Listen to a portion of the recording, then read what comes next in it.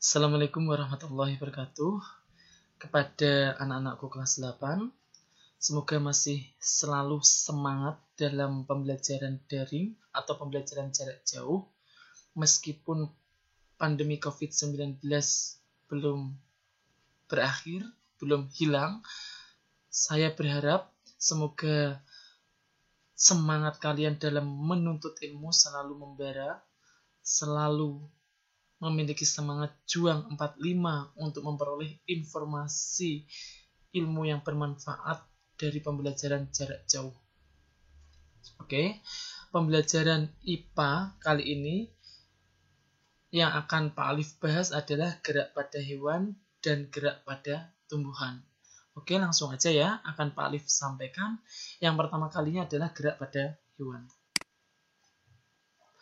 Gerak pada hewan yang akan kita bahas adalah gerak hewan yang ada di air. Gerak hewan yang ada di air itu dipengaruhi oleh kerapatan air, gaya angkat air, massa jenis hewan, bentuk tubuh ikan.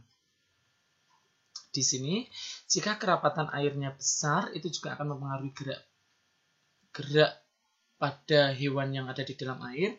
Gaya angkat air yang besar itu juga akan mempengaruhi besar kecilnya gerak hewan yang ada di dalam air. Massa jenis hewan yang kecil itu juga akan mempengaruhi kelincahan hewan yang bergerak di dalam air. Bentuk tubuh ikan yang berbeda-beda itu juga akan mempengaruhi perbedaan gerak hewan di dalam air.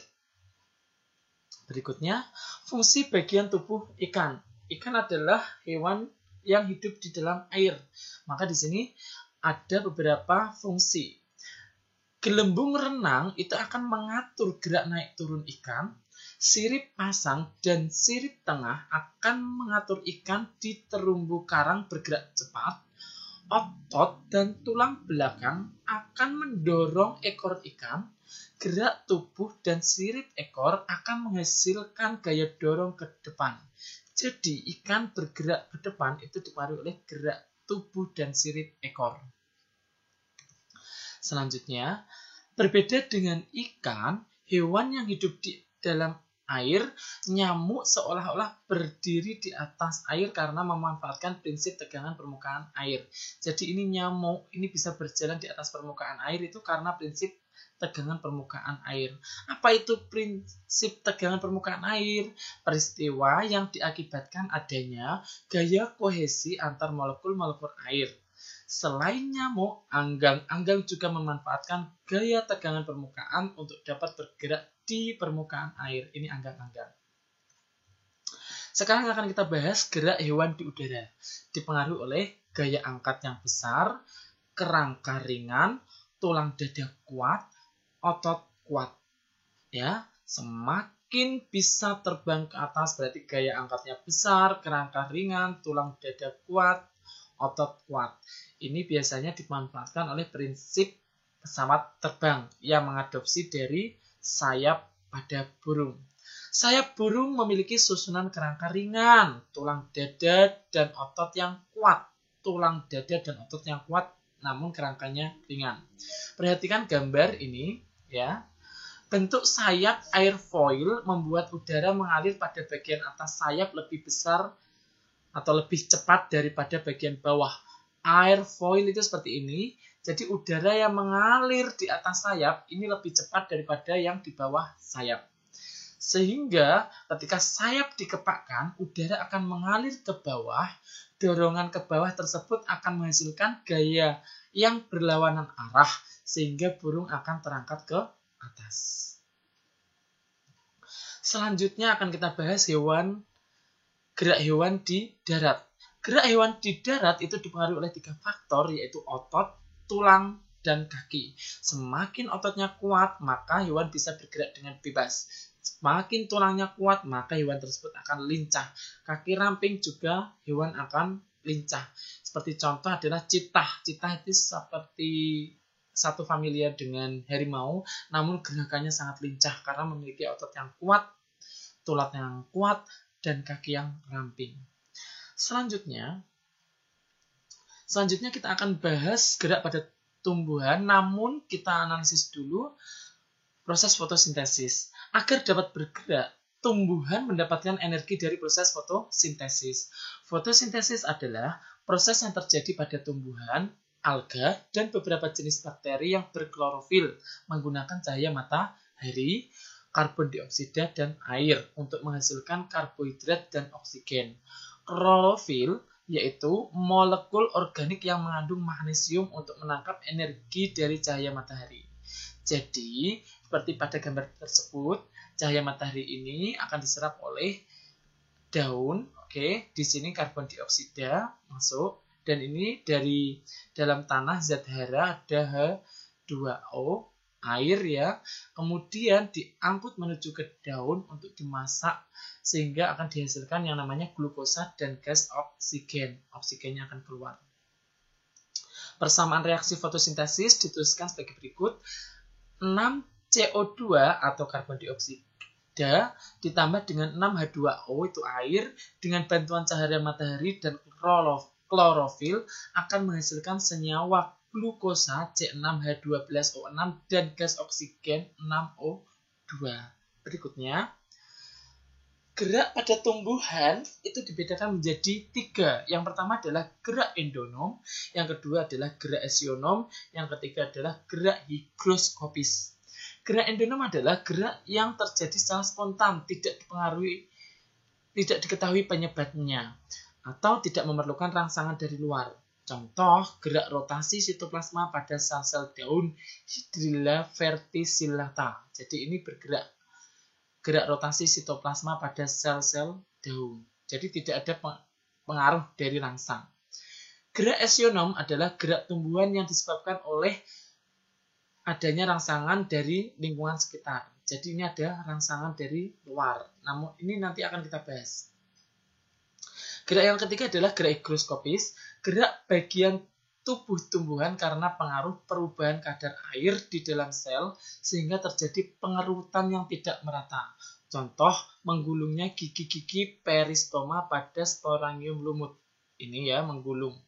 Atau sebagai contoh, tanaman polong-polong, itu kan di dalamnya ada biji. Tanaman polong-polong itu kalau udah kering alias kadar airnya udah habis, maka akan pecah sehingga bijinya akan jatuh.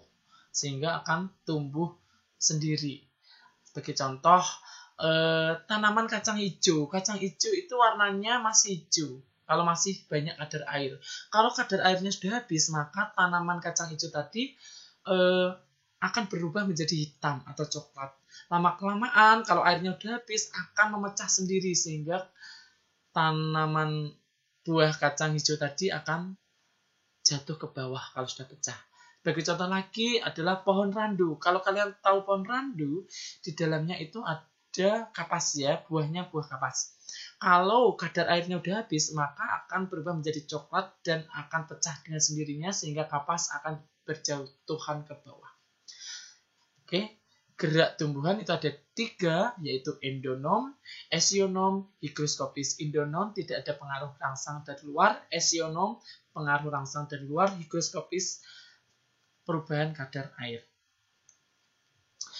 Gerak esionom akan saya bahas dibedakan menjadi gerak tropisme, gerak taksis, dan gerak nasti. Gerak tropisme itu dibedakan menjadi 5, yaitu geotropisme, hidrotropisme, tikmotropisme, kemotropisme, dan fototropisme. Ini nanti akan saya bahas satu persatu. Gerak taksis dibedakan menjadi kemotaksis dan fototaksis. Gerak pindah tempat seluruh bagian tumbuhan yang arahnya dipengaruhi oleh arah sumber rangsangan. Kalau gerak tropisme tadi adalah arah gerak tumbuhan dipengaruhi oleh arah datangnya rangsangan dari luar. Gerak nasti adalah gerak tumbuhan tidak dipengaruhi arah datangnya rangsang dari luar. Jadi tidak ada rangsangan dari luar. Contohnya adalah niktinasti, fotonasti, tikmonasti atau seismonasti, termonasti, dan nasti kompleks. Kita akan bahas satu persatu. Gerak tropisme tadi dibedakan menjadi 5. Geotropisme, hidrotropisme, dan tikmotropisme.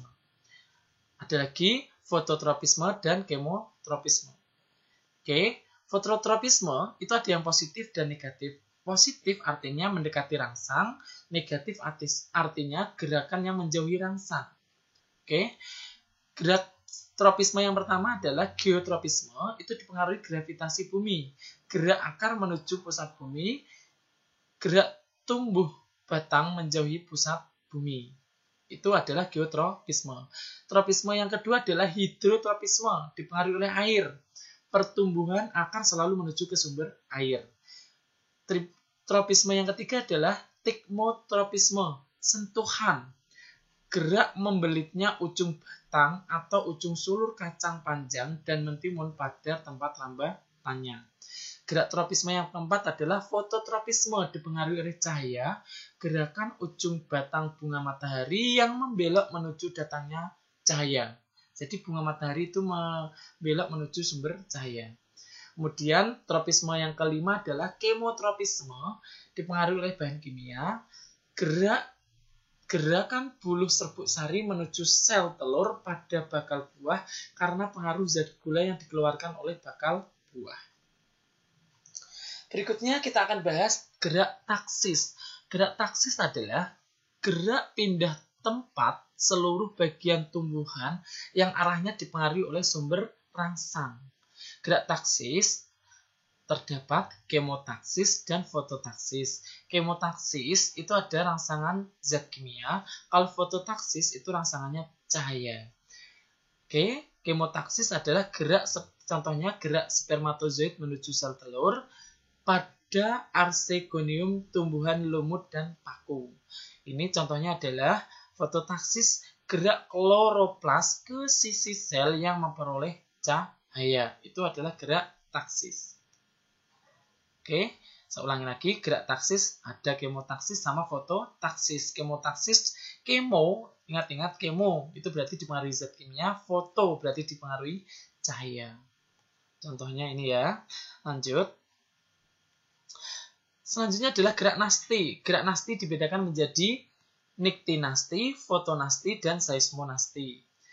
Kemudian ada termonasti dan nasti kompleks. Gerak nasti ada 5, yaitu niktinasti, fotonasti, seismonasti, termonasti, dan nasti kompleks. Akan kita bahas satu persatu. Gerak nasti adalah gerak sebagian tubuh tumbuhan yang arah geraknya tidak dipengaruhi oleh rangsangan dari luar. Nasti, arah gerak tidak dipengaruhi oleh arah datangnya rangsang. Gerak nasti yang pertama adalah niktinasti, rangsangan lingkungan, terjadi pada malam hari, menguncupnya daun tumbuhan leguminosae atau kacang-kacangan menjelang petang. Jadi dia menguncup daun tumbuhan ini ketika petang. Fotonasti, pengaruhnya adalah cahaya, mekarnya bunga pukul 4 atau mirabilis jalapala. Seismonasti itu dipengaruhi oleh sentuhan, gerak menutupnya daun putri malu atau mimosa pudica. Gerak nasti berikutnya adalah termonasti, dipengaruhi oleh suhu, bunga tulip mekar di musim semi, contohnya. Nasti kompleks adalah multirangsang, rangsangan sangat banyak, adalah gerakan membuka dan menutupnya stomata. Oke, demikianlah pembelajaran kita kali ini tentang gerak pada hewan dan gerak pada tumbuhan. Gerak pada hewan tadi sudah kita bahas, gerak hewan di air, gerak hewan di udara, dan gerak hewan di darat. Gerak pada tumbuhan juga sudah kita bahas, gerak endonom, gerak esionom, gerak higroskopis. Gerak endonom tidak dipengaruhi rangsangan dari luar, gerak esionom dipengaruhi oleh rangsangan dari luar, hidroskopis dipengaruhi oleh kadar air. Gerak esionom tadi ada gerak tropisme, kemudian ada gerak taksis, kemudian ada gerak nasti. Gerak esionom yang pertama, gerak tropisme itu dibedakan menjadi 5 tadi ya. Geotropisme, fototropisme, termotropisme tadi banyak, ada 5. Nasti tadi ada, taksis tadi ada 2, sedangkan nasti ada 5 ya. Perlu kalian ingat. Semoga pembelajaran IPA tentang gerak pada hewan dan gerak pada tumbuhan kali ini bermanfaat buat kalian anak-anakku kelas 8. Semoga dari kalian yang belum tahu menjadi tahu, dari kalian yang belum paham menjadi paham, jadi dari kalian yang belum bisa menjadi bisa. Semoga ilmu yang saya sampaikan ini bermanfaat untuk kalian kelak di kemudian hari. Wassalamualaikum warahmatullahi wabarakatuh.